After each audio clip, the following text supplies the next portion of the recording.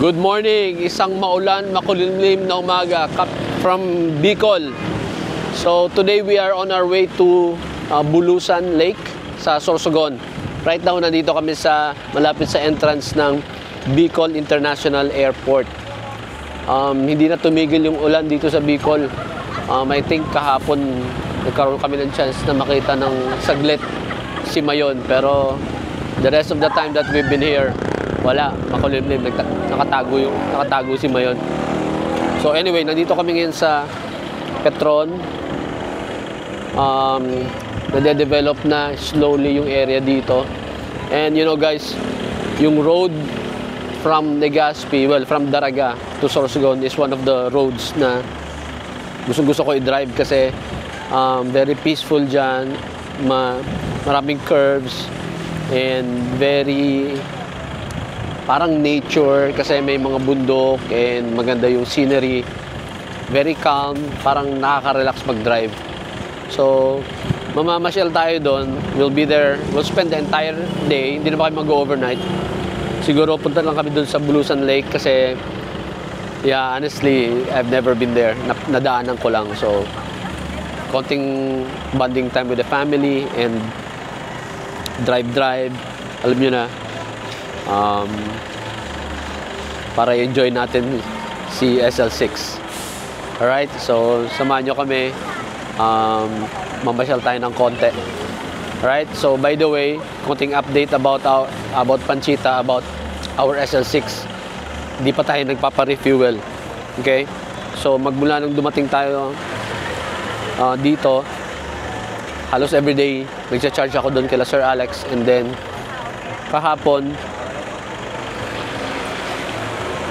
pumunta kami ng SM City, SM Legazpi, merong free charging, so nakapag-charge na naman tayo ulit. So far, since day 1 here in Bicol, di pa ako nagpapakarga ng gasolina. So yung natitirang more than half ng fuel tank, yun pa rin, hindi pa nagagalaw.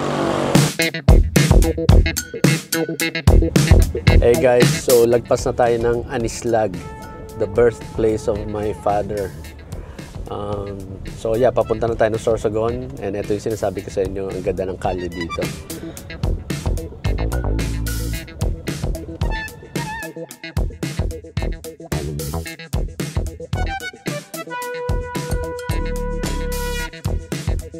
This is the famous giant crab. Nakita mo to going to Sorsogon from Daraga or from Legazpi. So, konting stopover lang kami dito. Konting pahinga and picture taking. Sorsogon kasi is famous for its mga giant crabs. Masarap. Ang sarap ng upo nyo dyan, ah. 1, 2...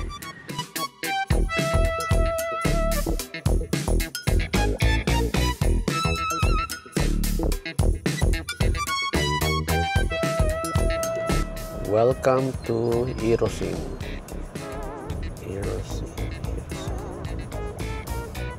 Gas and Go. South Star Drug. And Luwelier. Chooks to Go. LCC.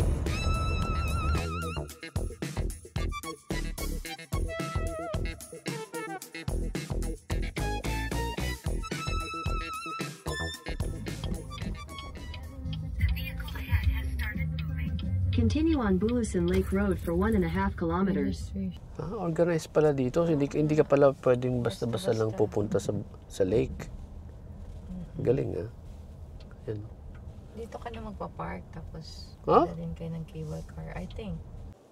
Para may idea kayo. So, dito yung map. Binaliktad ko lang, So, galing kami dito sa Tabaco all the way here to Legazpi, Daraga, and then yun, punta kami ng Sorsogon. So this is Sorsogon City. So dumaan kami dito,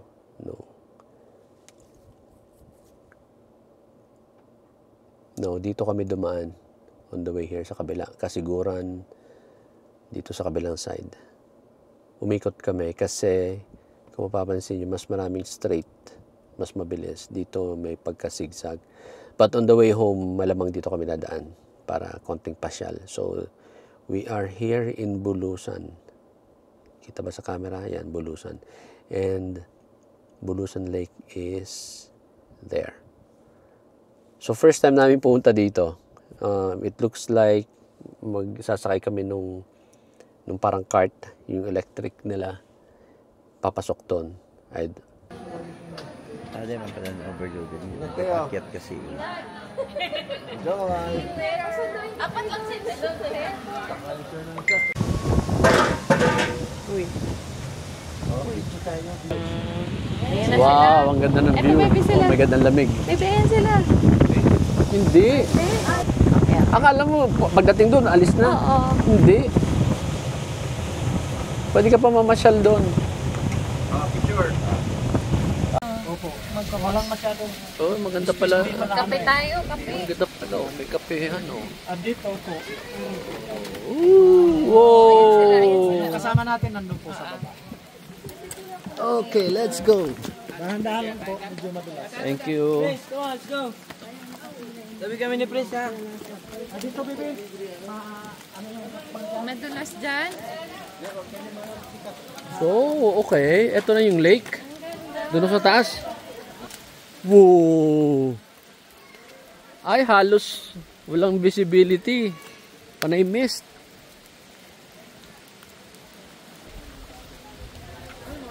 Hello.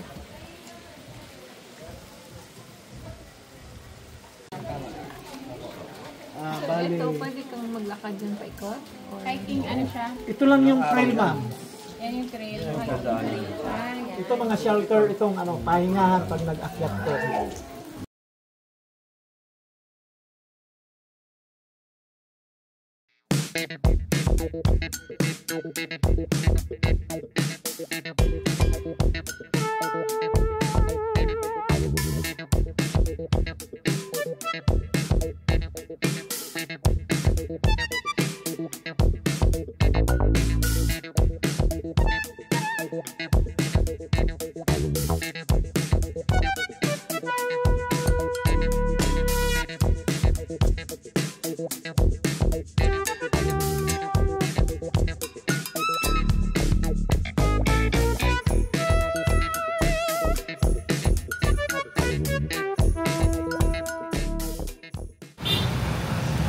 Rosario's Cafe.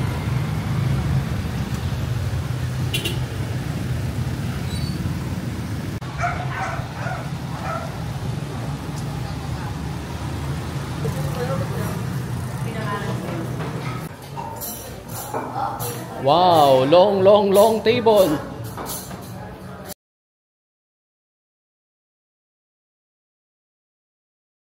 Hey guys, good morning. Another rainy day here in Bicol. So quick summary lang nung drive natin to Sorsogon. Nag-enjoy ako doon sa Twisties, yung roads niya, para siyang Marilake. And well, not as smooth ng road sa Marilake, but yung mga liku-liku niya. It proved na very comfortable talaga tong yung suspension setup ng SL6. 5 kami, loaded. There were 3 passengers sa likod. So, okay naman, chill driving. And may mga sudden na potholes pero mabababaw lang. Hindi katulad nung na-experience natin sa Andaya. So, okay naman, na-handle naman ng SL6 natin ng maayos. So, nag-enjoy ako. And then, nung malapit na kami dun sa Bulusan Lake, medyo mayroon na dong mga mahabang stretches. Ang ganda. And then, on the way back, nung madilim na, okay din yung visibility. I think we made the right decision talaga with the Invitec ceramic tint na we stayed with the light shade lang. So, yun na nga. Siguro pagka nasa ganitong 40s ka na, mag-uumpisa na mag-degrade yung mata mo. Before, kayang-kaya ko yung naka-dark sa windshield. Pero ngayon, hindi na. So, I think, yeah, again, I think good decision, light tint lang sa front. And then, yung dito rin sa gilid, I think also a good decision na pinadarken namin. Kasi before, naka-medium, tapos ito ginawa naming dark. Yung visibility naman niya dito sa sides and looking at the side mirror, halos kapareho lang nung medium, yung dating tint. So ito naging dark, pero yung view mo from inside, halos pareho lang nung sa medium, kaya hindi ako nahirapan. Okay? Pero if there's one thing na medyo nag-regret kami is the shade na pinili namin dito sa sunroof. So pinareho ko to dark na rin. So medyo it felt darker dito sa loob. Kung alam ko lang na yung Invitec ceramic tint, ganun kalakas yung heat rejection in real life. Kasi tinest naman natin, di ba, bago ko pinakabit. Pero in real life pala ganun kalakas yung heat rejection niya. Siguro mas pinili ko yung kung if I have the choice, pipiliin ko yung clear. Mas mag-enjoy kami sa sunroof kung naka-clear tint. Kasi mas maganda yung visibility and yet walang init. Another thing I want to mention is going back dun sa twisties ng road to Sorsogon. Alam niyo yung pagkasanay ka sa manual transmission, pag umarangkada ka, nag-overtake ka, tapos aabutan mo yung, syempre worried ka, baka abutan mo yung nasa unahan mo, kasi papasok ka ulit, diba? Babalik ka sa lane. Sa manual, pag release mo, kasi nakatersera ka, pag bitaw mo ng gas pedal, mag-decelerate ka rin, diba? So madali lang pumasok. Pag naka-automatic ka, regular, humahataw ka, pag bitaw mo ng gas, parang tumutuloy-tuloy ka pa rin, diba? So medyo nakakatakot, baka abutan mo yung nasa unahan, diba? Kung saan ka papasok, diba? So ang tendency mo is magbe-brake ka heavily. Now with the EV, with the SL6, dahil may regenerative braking siya at naka-strong yung settings ko, pagbitaw ko ng accelerator, para na rin akong nagpepreno. Kaya ang sarap pumasok. So, kahit paakyat, kaya biglang sudden acceleration, bibilis ka, tapos papasok ka. Very safe. In terms naman of consumption, makikita nyo, total distance na na-travel namin. Trip A, ito yung galing pa sa Maynila. So, 1,035.9 kilometers na tinakbo natin. Kasama na yung pagpunta namin sa Sorsogon. Okay? And then, mapapansin nyo rin yung remaining estimated range ng fuel natin bumaba na sa 388. Kasi, malayo yung Sorsogon. I think, total is 240 kilometers balikan. So, of course, nag-consume tayo ng gas. But, just imagine guys, kung andala ko dito yung Everest, yung travel namin from Manila pauwi dito, malamang naubos ko na nga yung 1 full tank kasi nag-idle, haba ng idle time sa traffic sa Andaya. And then eto, tumakbo pa kami ng Sorsogon. So yung total of 1,000 na yan, malamang nakaubos na ako ng 2.5 full tanks. Sa Everest noon, inaabot kami ng mga 3,800 per full tank. But of course, syempre, dito kala Sir Alex and then sa SM and then dun sa nag-Airbnb kami, of course, nagkaroon ako ng mga chances na mag-charge. Kaya din humaba yung tinakbo namin at patipid ng patipid. Ayun, so eto, nagda-drive na kami. Kakalagpas lang namin na Malilipot going to Santo Domingo. We're going to Legazpi. And yeah, so far, I think perfect talaga yung plug-in hybrid na feature nitong C-Line 6 para sa use case namin. Kasi nga, katulad yan, biyahe ka ng Bicol, hindi mo masabi yung traffic condition. So kahit paanong planning ang gagawin mo kung saan ka magcha-charge, kung naka-full EV ka, mahirap, may stress ka lang. So imagine, na-stuck ka sa traffic for that long, ubos ang battery mo. And then eto, pagdating dito, pumunta pa kami ng Sorsogon, and then pabalik-balik kami ng Legazpi. So hindi namin kailangan ma-stress na saan tayo magcha-charge, saan tayo aabutan, yung mga ganon. So ayun, I think saktong-sakto yung plug-in hybrid. Yeah, so eto ngayon, ayan, 1,043.6 kilometers na.